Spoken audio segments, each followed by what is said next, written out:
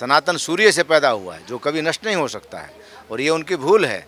और मैं उनके पिताश्री से आग्रह करूंगा जो राज्य के मुख्यमंत्री हैं कि अपने पुत्र को सदशिक्षा दें, उनको ऐसे बयान देने से बचना चाहिए। अन्यथा अखिल भारतीय अखाड़ा परिषद के लाखों साधु भारत में रहते हैं, हम लोग हर प्रकार से उनका विरोध करने के लिए तैयार हैं। हमने तो धर्म के लिए महाभारत भी लड़ा है, रामायण के युद्ध भी लड़े हैं नारी की अस्मिता के लिए।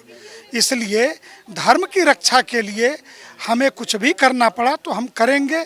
काशी में संत जुटेंगे, निर्णय करेंगे और आगे बढ़ेंगे। मैं समझता हूँ कि भारत की जनता जागरूक और संगठित है, वो इनका उत्तर देना जानती है, और वो जैसे जैसे ये होता है इनको उत्तर देने का हमारा संकल्प और भी दृढ़ होता जाता है। इसी में आपने ऐलान किया है कि वहाँ पर एक साधुओं का बड़ा सम्मेलन करेंगे, इस पर क्या कहेंगे आप? उदयनिधि स्टालिन ने जो बयान दिया है, सनातन धर्म को खत्म करने की बात की है, इस पर आप क्या कहेंगे? सनातन धर्म से संबंधित जितने भी विषय हैं उस पर मंथन करने के लिए समय समय पर साधुओं का सम्मेलन, उनकी सभा, उनके आयोजन होते रहते हैं। ये वर्तमान में जो एक कर्नाटक और केरल राज्य के कुछ मंत्रियों के द्वारा जो संदेश दिया जा रहा है सनातन धर्मावलंबियों को, चेतावनी का कि इसको नष्ट कर देना चाहिए, ये उनकी मूर्खता है। सनातन सूर्य से पैदा हुआ है जो कभी नष्ट नहीं हो सकता है, और ये उनकी भूल है। और मैं उनके पिताश्री से आग्रह करूंगा जो राज्य के मुख्यमंत्री हैं कि अपने पुत्र को सदशिक्षा दें, उनको ऐसे बयान देने से बचना चाहिए। अन्यथा अखिल भारतीय अखाड़ा परिषद के लाखों साधु भारत में रहते हैं, हम लोग हर प्रकार से उनका विरोध करने के लिए तैयार हैं। डेंगू मलेरिया जैसी बीमारी से इसकी तुलना की जा रही, इस पर उन्होंने, ये उनकी संकीर्ण मानसिकता, अल्प ज्ञान है, उनको ज्ञान नहीं है। किसी एक छोटी सी बीमारी के विषय में जो उन्होंने बोला है, कहीं न कहीं उसी बीमारी से शायद वो कहीं ग्रसित रहे हो। एक लास्ट सवाल, एक बयान होता है जो गलती से दी जाती है, लेकिन ये इस बयान को दोबारा दोहरा रहे हैं, तो इस पर आप क्या कहेंगे? ये उनकी मूर्खता है जो हट पकड़ के वो उन्होंने दोबारा कहा कि मैं इस पर कायम हूँ, ये गलत है। उनको इस बयान से पीछे हटना पड़ेगा, अन्यथा हम लोग न्यायालय में, और जो न्यायालय भारत सरकार का जो कानून है संविधान के दायरे में रह करके उसका विरोध हम जारी रखेंगे, और न्यायालय में उनके खिलाफ केस दायर करके दंडित कराने का प्रयास करेगी अखाड़ा परिषद इसके लिए। MK स्टालिन के बेटे ने बयान दिया है, आप इस पर क्या कहेंगे जो चुनौती 100 करोड़ हिंदुओं को दी गई? चुनौती स्वीकार है, और मच्छर, डेंगू, मलेरिया बोलने वाले, इनको पता नहीं है कि यूनान, मिस्र, रोमा सब मिट गए जहाँ से। कुछ बात है कि हस्ती मिटती नहीं हमारी। हमने तो धर्म के लिए महाभारत भी लड़ा है, रामायण के युद्ध भी लड़े हैं नारी की अस्मिता के लिए। इसलिए धर्म की रक्षा के लिए हमें कुछ भी करना पड़ा तो हम करेंगे। काशी में संत जुटेंगे, निर्णय करेंगे और आगे बढ़ेंगे। जिस तरीके से वो बयान को दोहरा रहे हैं, उस पर आप क्या कहेंगे? ये एक डिजाइंड विदेशी शक्तियों के इशारे पे, मैं सीधे कहूँ कि चीन और अमेरिका के जॉर्ज सोरोस के वामपंथ प्रभावित औद्योगिक पैसे के इशारे पे ये जो डिजाइन किया गया है कि नेताओं की नई पीढ़ी, प्रियंका खड़गे, कार्ति चिदम्बरम, इसमें से कोई सनातन हिंदू धर्म को मानने वाला व्यक्ति नहीं है। कल तक जो व्यक्ति कहता था कि लोग मंदिर तो लड़कियां छेड़ने जाते हैं, वही दूसरे दिन मंदिरों में घूमता हुआ पाया गया, और मंदिर के अंदर सोमनाथ में गैर हिंदू कॉलम में साइन भी किया। इसलिए इस सत्य को, इस तथ्य को हिंदू समाज और धर्माचार्य ठीक से समझते हैं। चुनौती है तो स्वीकार है। जो विपक्ष इस पर चुप्पी साधे हुए इस बयान पर, आप उनके लिए? विपक्ष चुप्पी नहीं साधे है, विपक्ष का ही वो सो कॉल्ड INDIA नाम के गठबंधन का ये सुनियोजित बयान है। अलग अलग राज्य सरकारों के द्वारा अभी झारखंड के अंदर एक दयानंद आर्यवैदिक कॉलेज, DAV कॉलेज का नाम तक मिटा दिया गया। तो ये अलग अलग राज्यों में प्रायोजन में इस काम को बखूबी अंजाम दे रहे हैं। हम भी संघर्ष के लिए तैयार हैं। जो उदयनिधि स्टालिन ने बयान दिया है, उसके बाद काशी में साधु संतों का सम्मेलन होने जा रहा है, इस पर आप क्या कहना चाहते हैं? इस पर देश भर में विरोध होगा। ये कैसा बयान है? गाली गलौज से शुरू होता है कि ये मच्छर हैं, ये मलेरिया हैं, धमकी है कि विरोध नहीं करेंगे, नष्ट कर देंगे। अहंकार है, ये अहंकार, हताशा है। G20 इतना अच्छा क्यों हो रहा है? विश्व में भारत का सम्मान क्यों बढ़ रहा है? सर्वेज में NDA की जीत क्यों आ रही है? हम लोकतंत्र में विश्वास रखने वाले सब लोगों को संगठित करेंगे और इस विचारधारा को परास्त करने के लिए आह्वान करेंगे। सर, जो G20 से पहले ये साजिश की जा रही है और हिंदुओं को बार बार उनको चेताया जा रहा है, उनके धर्म का मजाक माखौल उड़ाया जा रहा है, इस पर आप क्या कहते हैं? मैं समझता हूँ कि भारत की जनता जागरूक और संगठित है, वो इनका उत्तर देना जानती है, और वो जैसे जैसे ये होता है इनको उत्तर देने का हमारा संकल्प और भी दृढ़ होता जाता है। ये जो INDIA है, इसके 3 मेजर कॉन्स्टिट्यूएंट्स DMK, कांग्रेस आई और CPI, इन तीनों के नेताओं ने इन टेंडम बयान दिए। सनातन धर्म को मच्छर कहा है, डेंगू कहा है, मलेरिया कहा है, और फिर कहा हम इनका केवल विरोध नहीं करेंगे, हम इनको इरेडिकेट कर देंगे, समाप्त कर देंगे। तो जब पहले व्यक्ति ने कहा तो हमें लगा कि नौजवान है, कहीं जोश में कह गए होंगे, पर उसका तुरंत समर्थन उसी गाली गलौज की भाषा में कांग्रेस अध्यक्ष के बेटे ने किया, डी राजा ने किया। तो हम ये मानने के लिए मजबूर हैं कि ये क्या हो रहा है, हम ये मानने के लिए मजबूर हैं कि ये INDIA इसका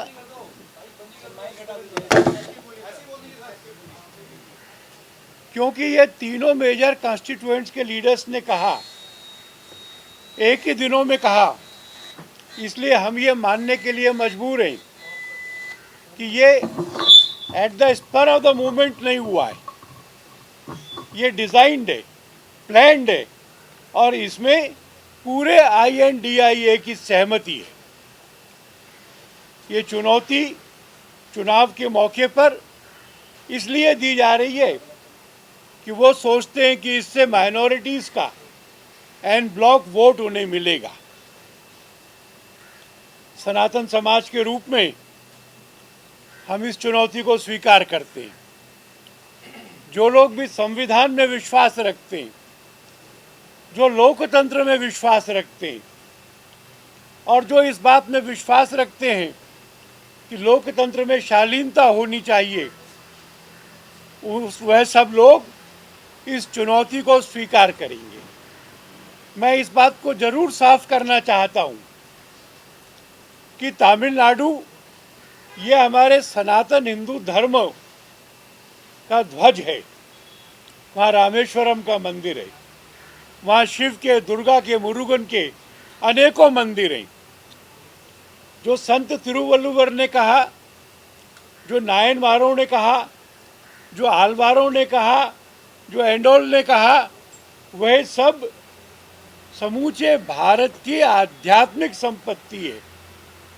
और इसलिए तमिलनाडु के आध्यात्मिक विचारों का सनातन से कोई विरोध नहीं है।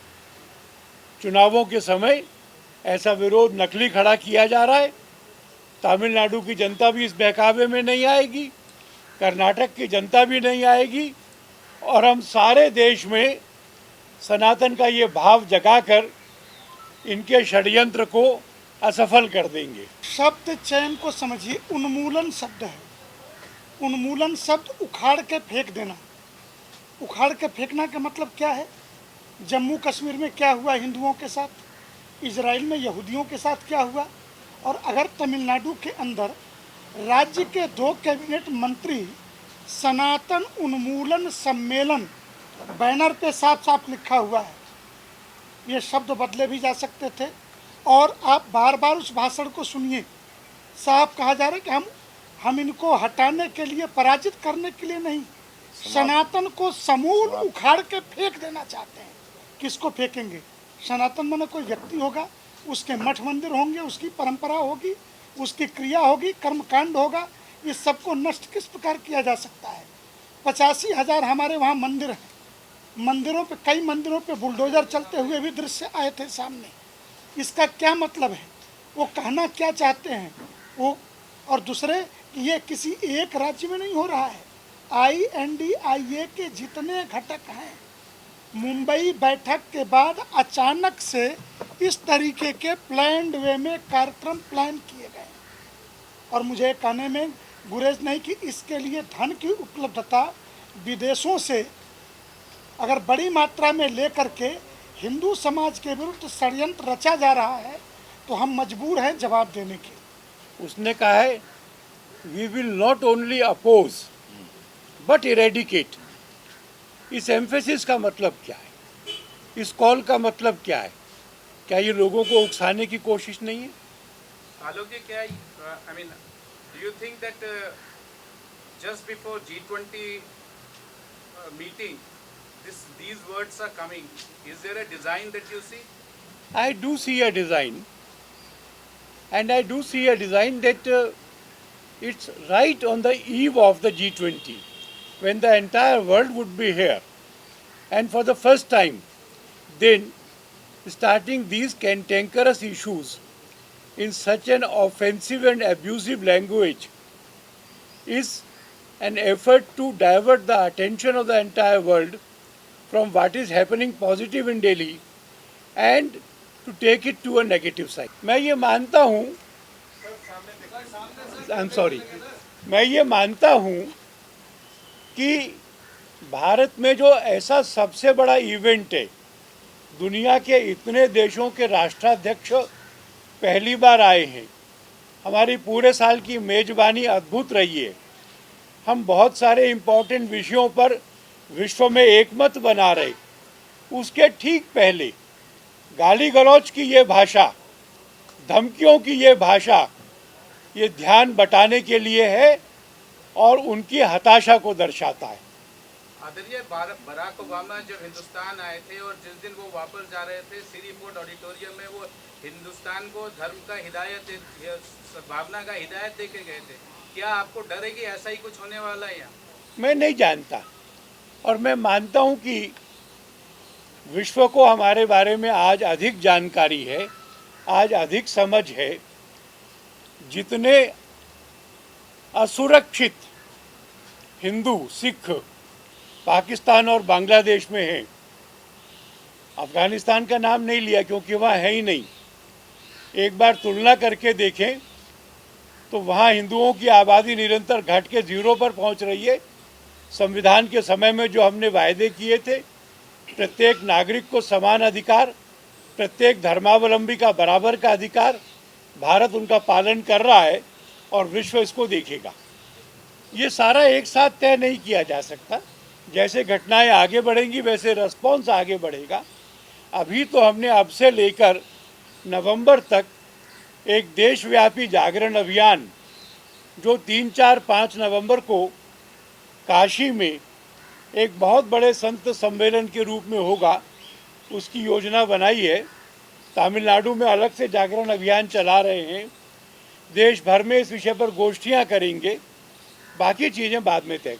हमको छेड़ने की बात तो अलग है, सत्ता का अहंकार, सत्ता का अहंकार ये उनके सिर पे चढ़ के बोल रहा है।